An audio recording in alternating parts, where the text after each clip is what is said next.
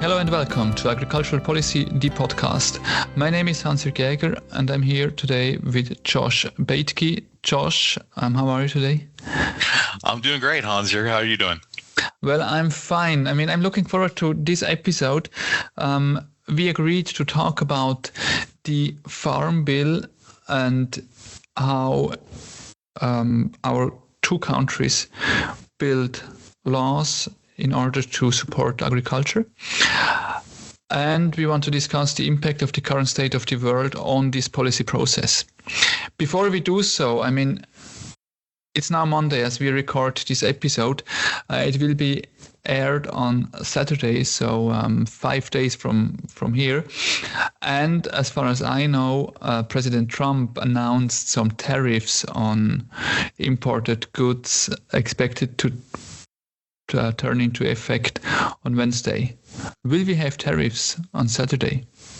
That's the big question. I would say we will have some tariffs, but what they're going to look like on Saturday could be different from what he has proposed today. And like you said, today is the last day of March. It's Monday morning here in the States, and Wednesday, President Trump's calling it Liberation Day. We have a 25% tariffs going up against our two biggest trading partners, Canada and Mexico, as well as a lot of other tariffs on autos, on cars from around the world, et cetera. And what we've seen before is that the president is both serious about tariffs and he can also be convinced to change them based on conversations he has with industry representatives, other government officials. So we know he's serious about tariffs, but what that's going to look like in 5 days, what it's going to look like in a month, it's an evolving process. And we're just going to have to wait and see. He surprised us before, and I think the only thing we can expect is some more surprises along the way.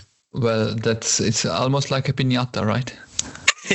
It is, and I think that's leading, there's a lot of concern in the agriculture world. It's just the general uncertainty. There's one thing, as there's a lot of opposition to tariffs, just in terms of, the impact to trade, across the world, rising prices, in the States and other countries, but also just, people, not just in agriculture, but in other businesses, just trying to understand what the ground rules will be, what the laws will be. Not knowing that uncertainty has just led to, just a lot of fear and concern across agriculture and other industries throughout the world.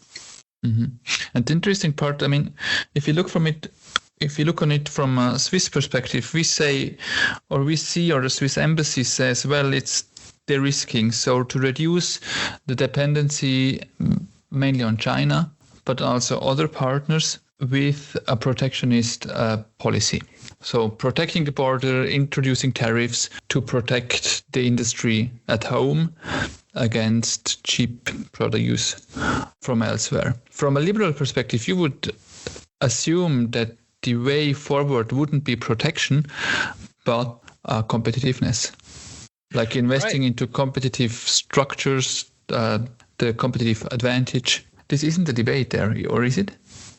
This is kind of the changing dynamics of politics over the last, 10 years since, President Trump came in.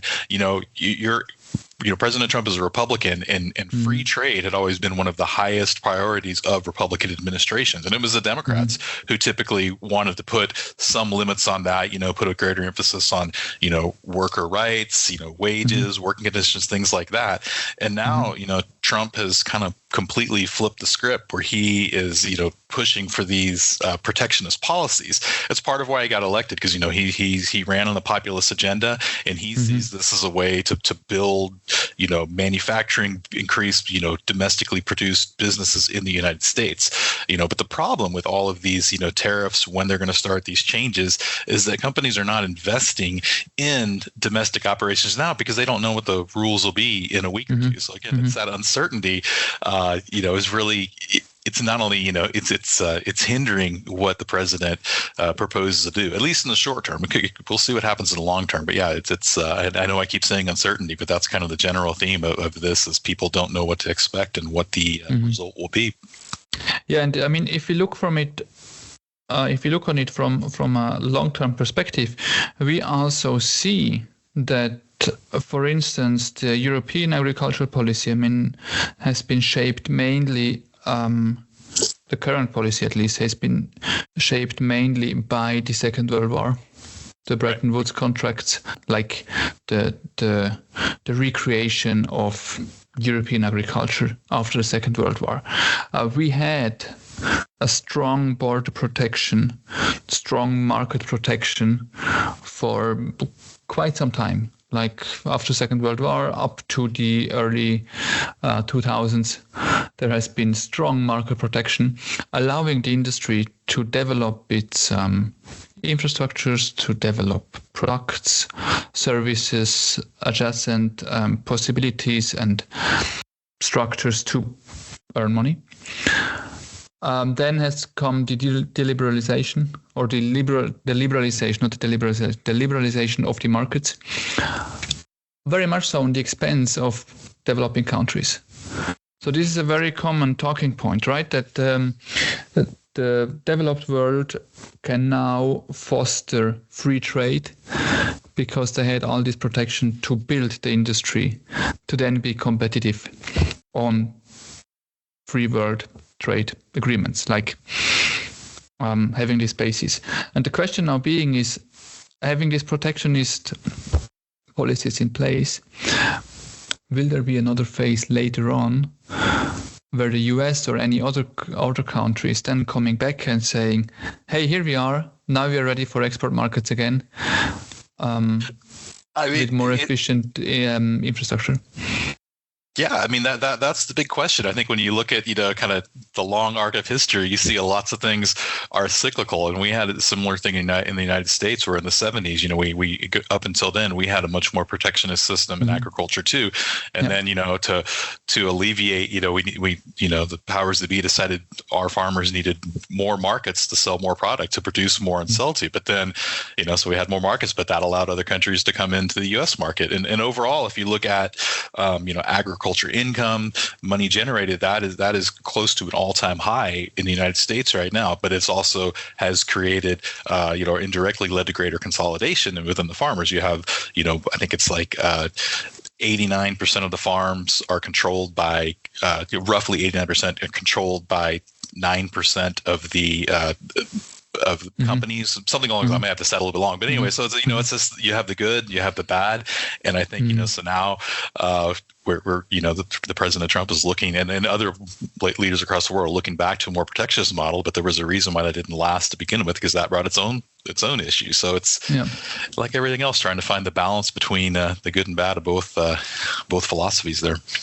And if we're now talking about, we are now almost within the discussion of, what is happening in the Farm Bill. In the US, the Farm Bill is special insofar that you have on one side the protection or the support for insurance policies. Yes. And on the other hand, there are food stamps, so the support of low-income people to buy food. Right? These are the two most important pillars of U.S. agricultural policy. It's a huge part of it. Like the Farm Bill is the estimated cost for a new Farm Bill, I think now is about $1.5 trillion for over a 5-year period. And but it's not just one bill. It includes series of legislation. And like you said, 82% of the spending is on the supplemental, it's on nutrition funding. A big part of that is a supplemental nutrition assistance program, which gives disadvantaged students free lunches, which gives families that fall below a certain income level, money to buy groceries and things like that. It also includes crop insurance. It includes, commodity programs. It includes research. It includes trade promotion. So all of this is tied up into one bill. And how does this affect the current debate, like what we discussed before, tariffs and protection? Does it influence the current discussion on the lawmaking or policy making? It does, because and even among people in that supported President Trump, one of the things that they would like to see is greater trade. Like for example, part of the rationale for the president said for imposing tariffs on countries like China is to because of supposed security concerns against that, but it's also a huge export market. So a lot of the politicians would like to broaden our markets and expand into countries like, India, and expand into Africa to build those markets so we're not so reliant on a few countries. But the problem is that takes time, and it takes money and investment. And right now the government is also in the mode of cutting funding for government programs. So for example, I believe the latest budget proposal that we have out there would take approximately $250 billion out of the Farm Bill, which means money coming out of these programs. So you have a lot of these senators and representatives from farm states who support President Trump, but they don't want to see cuts to these programs that are going to hurt their states, their farmers. So it's this kind of battle of cut funding, but not our funding, if you will. Okay, so there is already this debate about how much money is allocated to what kind of program? Correct. And one of the biggest things holding back the Farm Bill right now is, like, just a little background. The Farm Bill was last passed in 2018. It was supposed to last for 5 years. And Republicans and Democrats had not been able to come to an agreement on passing a new bill. So what they did in 2023 and 2024 again is extend the 2018 Farm Bill a year. So this kept these programs going, but it's based on, 2018, before the pandemic, before the war in Ukraine, before a lot of other things that have dramatically affected the agriculture market. So from a farmer's perspective, a lot of these programs are not they're not up to date, they're not adequate for their needs, but where this money is allocated, particularly in the nutrition funding, has been a big sticking point that's kept this bill from getting passed. Republicans have proposed massive cuts to the nutrition safety net programs. Democrats have said they won't support that. And right now, just with the makeup in the U.S. House of Representatives, there's no way the Farm Bill can pass unless they have at least some Democrat support. And thus far, Democrats have said we will not support cuts to nutrition funding. So here we are. Okay, so kind of in the middle of the decade, so to say, with a framework that has been built 10 years ago, roughly. Just about, yeah, roughly, yeah. And it's interesting, it's similar in Switzerland. We had the last big, really big policy reform with agriculture policy 2014, 2017. We do plan normally with a 4-year cycle due to budget, like the US as well. Like you have also your 5-year plans tied to the budget. So there you have to synchronize policies and available money. This reform had have quite some effects on farming, but then was just extended in 2018 to 2021. And then for agricultural policy after 2022, well, there has been quite a debate. It has been broken down into 3 steps. The first step has been a parliamentary initiative. The second one has been a mini policy reform. And the third step is now the development of the agricultural policy after 2030.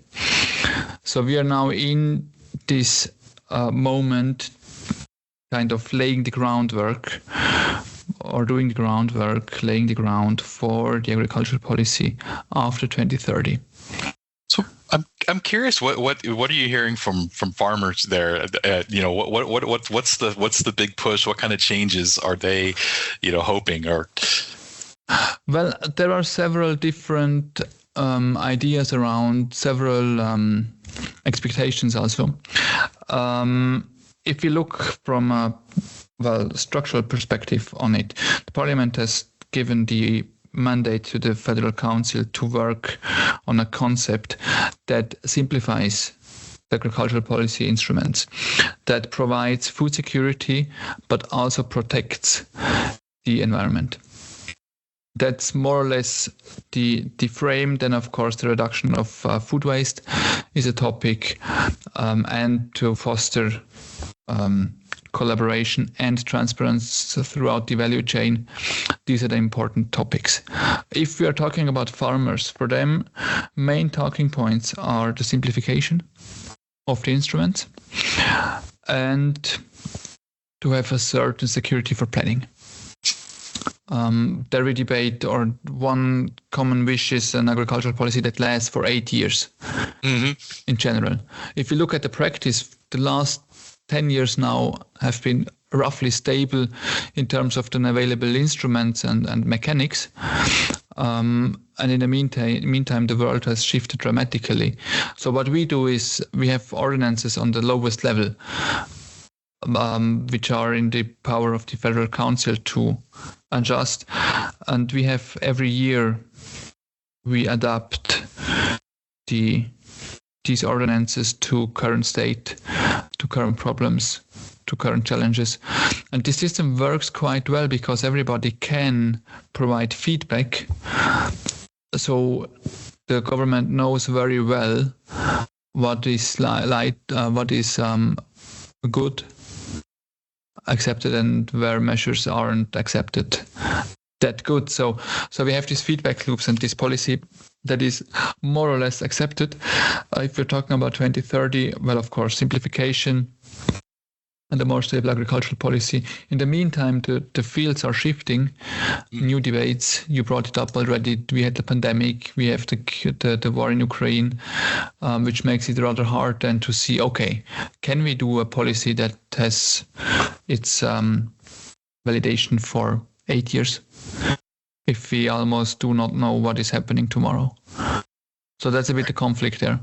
Yeah, but I think what's really interesting there is you said, despite all this complex talk, you really summed up, I think, kind of the attitude, it's very similar in the United States of simplification from a government standpoint, and providing safety and security from bad crop years, from downturns in the market. With all this complexity, all these debates, it really comes down to those two things. It's the same thing I'm hearing from farmers in the United States of they feel there's a perception that the government is just whatever is required of them is too much and is taking up too much of their time, and then they want to have security from whether it's natural disasters, whether it's higher costs. They want to be able to farm and make a living at it. And it sounds to me like it's despite a lot of these differences, it's that same sentiment that your farmers in Switzerland are feeling in the same as they are in the United States. And the interesting point there is, if you go and look a bit deeper, you figure, or I suppose you figure as well, that this debate about simplification is often linked to a reduction of ecological goals. So farmers here say, well, we do our best, but we don't want to be monitored on pesticide use, for instance, or we don't want to be monitored on fertilizer application in the field. They fear retaliation, or they fear sanctions by the state, like punishments, fees to pay. But then it's kind of linked. So you say we want a simpler agricultural policy on the one hand, and on the other hand you see, well, it comes along with this reduction of the ecological targets. For the left, or like the ecologists, the Greens, well, that's not a political target you wouldn't agree on, but you would agree on simplification. So it's like this covering things a bit up. This is just similar in the US? It's very similar, because and those are exactly the programs farmers point to. A lot of times are environmental requirements, things to protect the land and ensure safety. Now when President Biden was in office, his administration took an approach where after discussing it with a lot of the big farmer groups, that they were going to introduce programs that were voluntary and incentive based. So in other words, instead of having a law that you have to reduce your emissions to make feedstock for biofuels, there were programs where they said if farmers can meet these certain requirements, they're going to get a tax break, or we're going to create or we're going to help them invest in things like creating solar energy that can also be sold in town. So there was a lot of these incentive based programs that honestly were pretty popular, as people got into it. Now they weren't perfect, and you'll hear a lot of complaints about how these things are rolling out, but they were new. But the philosophy was, give farmers an incentive to do some of these things, and then hopefully the environmental benefits will happen over time. Now the Trump administration has kind of taken a totally different tact and saying a lot of these programs are frivolous and unnecessary, and we're going to cut them. But some, now that some farmers have participated in these programs and have received funds and seen some of the benefits, they're not necessarily wanting to get rid of these programs. And that's not to say there aren't a lot more regulations with the Democratic administration than with the Trump administration. But as far as like this philosophy of trying to incentivize more green and ecologically friendly practices, that was kind of the philosophy for the last 4 years, and now we're seeing that change just to basically take the emphasis off that and go more to, I think, like you mentioned earlier, a production-based model with a much less concern for, much less worry about environmental concerns, if you will. Yeah. So one perspective is the environment. What about public health? That's a big one right now here, because I don't know if you've heard about Robert F. Kennedy Jr. He's now in charge of our Health and Human Services Department. Yeah, indeed, yeah. And there is, he's taking on big corporations. He's taken on big corporations, but he's in the past had a lot of views that were, you might call them conspiracy theories, views that don't necessarily line up with what, scientific studies. But also, some of those things were included. He was against pesticides. He once said, farmers are poisoning the country. So we kind of have this dynamic now where, he's not over agriculture, but there's still some concern over, what influence he will have over, not only the health policy, but if he has a say in, certain, certain chemicals that have previously been approved, and he's using different science. So that's a big open question, and we really haven't gotten too far into exactly how much influence he will have on agriculture. But that from a health standpoint, that's kind of our biggest unknown, is just how much of his philosophy will go into agriculture. Our Secretary of Agriculture, Brooke Rollins, has said she has a good working relationship with him, and she said she hopes to educate him about some of these things, the less regulatory environment. But yeah, it's a definitely kind of a up in the air topic here right now, just in terms of what the new philosophy on health is going to mean for farmers and ranchers here. It seems to be a risky business to educate old white men. But let's see. I don't know. Is it risky to educate us? I'm not sure, but that does seem to be the sentiment sometimes. Well, it's maybe not the best comment on the current affair, but I was just thinking about the other day, the clash Zelensky had with Trump in the Oval Office. But you have the Farm Bill, you have the Senate and the House, and they bring up their propositions, and they are then merged into one bill that is then passed. Yes, that is correct. So you basically, in the House and the Senate, they each have a smaller group called the Agriculture Committee, and they craft a bill, and once it comes out of that committee, then it goes before the full House and the full Senate, but separately. And now there may be some coordination behind the scenes, but they're two separate bills. And if they both get passed, then a committee is created to reconcile the differences and to come up with a compromise bill, based on those two that both parts of Congress can approve. So they can, if they're both approved by a majority vote, then that goes on to the president, who ultimately signs the bill into law or vetoes it. If he vetoes it, Congress can override it. That's a rare. That doesn't happen a lot, but it can happen. But yeah, so that's the whole process. And right now we're still at the committees in the Senate and the House working to finalize a bill to bring up for a full vote. So we've got a long way to go before we'll actually get a farm bill. Right now, there's a lot of concern that we're not going to get one this year, just because of a lot of other things going on, budget battles, other things going on. And if there's a fear that it's going to be easy for us to do an extension again and extend the 28 farm bill into September of 26. That's not a given yet, but there's a growing fear, I think, that's going to be the outcome, just because how this bill happens. There just really isn't a path forward at this point. No one's come up with a compromise that will make it through both chambers of Congress and get approved by the president. Yeah. So the president has to veto, which means if he doesn't like it, he can stop it. That's great. And of course, the two chambers have to find a compromise on their proposals too, huh? Correct. Yeah. Now, in this case, just real quick, we have Republicans in the House and the Senate and a Republican president. So right now, it seems to be simple. It should be simple, yeah. But there's still disagreements among them, and President Trump will try to influence it, but it's not where his attention is at the moment. So he's not really driving the debate at this point. If later in the year he gets involved and pushes for things, the dynamic may change. But right now, that really doesn't seem to be his priority at the moment. Yeah. It's interesting. I mean, in Switzerland, we have this process which is going, and then the debate is following along. So now it's like with different interest groups and lobby groups that are giving their ideas directly to the federal federal Bundesamt. To the Federal Office of Agriculture. So now right.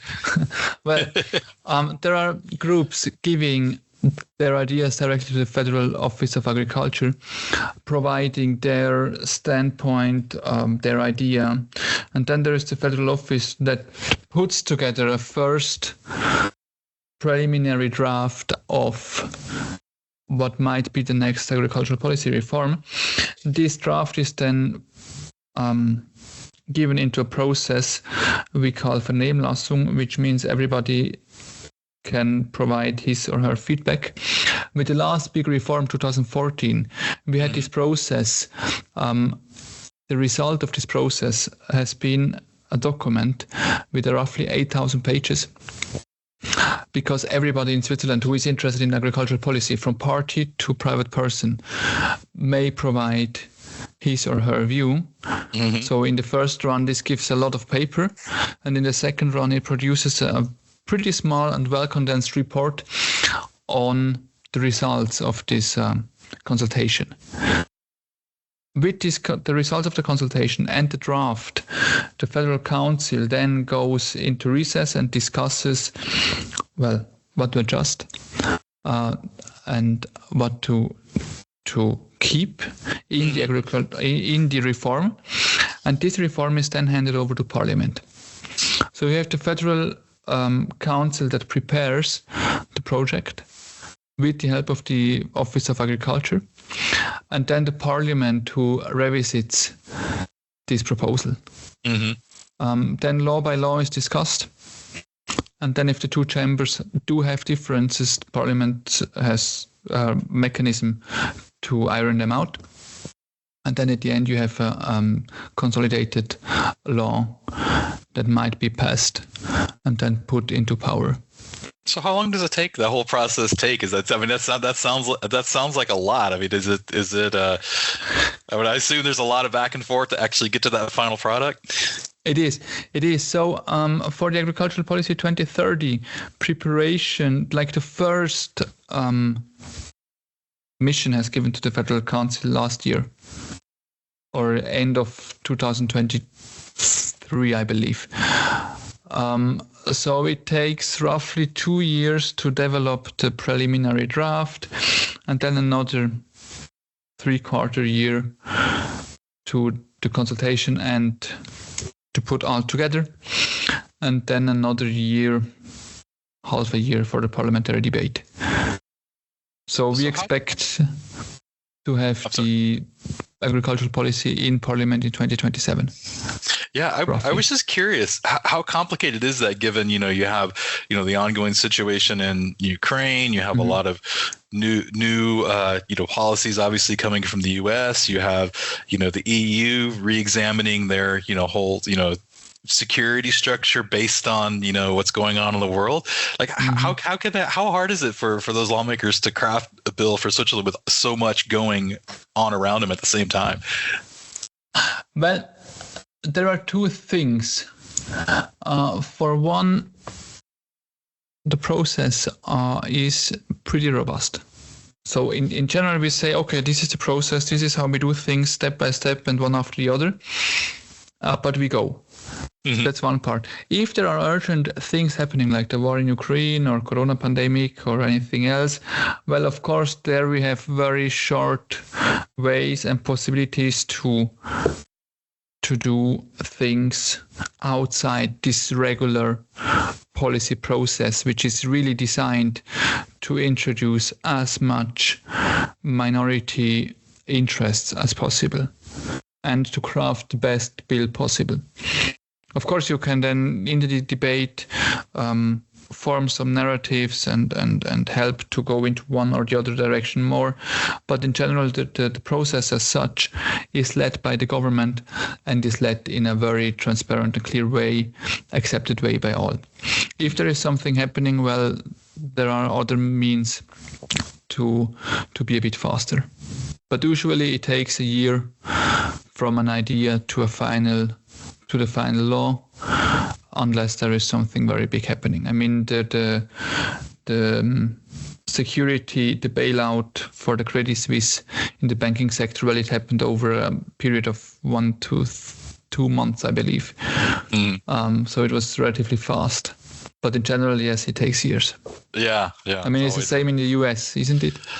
Absolutely. It's, like you said, it's generally a extremely slow process unless something major happens and all of a sudden everybody can move fast at that point. Mm-hmm. Then it gets all slow again. Mm-hmm. I guess that's, politics in general across the world. But well, there is this interesting saying that sometimes decades unfold in days. That is true. That is true, and I think we're in many ways we're kind of seeing that right now. Not only within agriculture, but across the world in general. Mm-hmm. I think the interesting thing will be to see what things are going to be permanent and mm-hmm. what things are just going to be things we're worked up about that ended up for one reason or another going away. I think that's kind of the fascinating and scary thing about times we live in right now. Yeah, that's true. Speaking about time, Josh, our time for this recording is already up. We are well over 25 minutes. Yeah, it's always good talking to you. I never know which road we're going to go down, but it's always a pleasure. I enjoy it, and I hope anybody listening out here enjoys it too. Yeah, I hope so too. And thanks for sharing your perspective and showing us how the debate in the US is going with the two chambers drafting their independent drafts first and then merging them into one bill. I'm very much looking forward to our next debate.